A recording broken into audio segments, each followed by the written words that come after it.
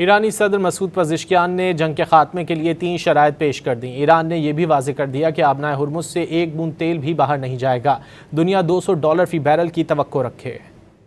خطے میں جنگ کے دوران ایک اور اہم پیش رفت سامنے آ گئی۔ ایرانی صدر مسعود پزشکیان نے جنگ کے خاتمے کے لیے 3 شرائط پیش کر دیں۔ کہا کہ تہران کے جائز حقوق تسلیم کیے جائیں، ایران کو ہونے والے نقصانات کا معاوضہ ادا کیا جائے اور مستقبل میں کسی بھی جارحیت کے خلاف مضبوط بین الاقوامی ضمانتیں دی جائیں۔ دوسری جانب ایرانی جنرل فدوی نے دعویٰ کرتے ہوئے کہا کہ امریکی صدر ڈونلڈ ٹرمپ کئی روز سے کوشش میں ہیں کہ جنگ بندی کا اعلان ہو۔ ایرانی میڈیا کی جانب سے جاری انٹرویو میں جنرل فدوی نے امریکی صدر ڈونلڈ ٹرمپ کے بیان پر رد عمل دیتے ہوئے کہا کہ کل سے ٹرمپ ذاتی طور پر جنگ بندی کا اعلان کرنے کی درخواست کر رہے ہیں۔ اگر دشمن جنگ جیت رہا ہوتا تو وہ پوری دنیا سے ثالثی کے لیے نہیں کہتا کہ جنگ بندی کا اعلان کیا جائے۔ علی فدوی نے مزید کہا کہ امریکہ کو آنے والے دنوں میں نئے سرپرائزز کی توقع رکھنی چاہیے۔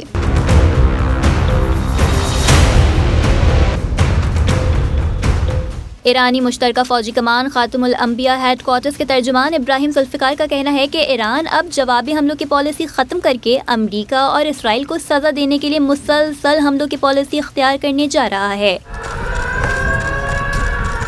ابراہیم ذوالفقار نے کہا کہ تیل کی قیمتوں کو مصنوعی طریقوں سے کم نہیں کیا جا سکے گا۔ آبنائے ہرمز سے ایک بوند تیل باہر نہیں جائے گا۔ $200 فی بیرل کی توقع رکھی جائے۔ اسرائیل، امریکہ اور اتحادیوں کے جہازوں کو ہدف بنائیں گے۔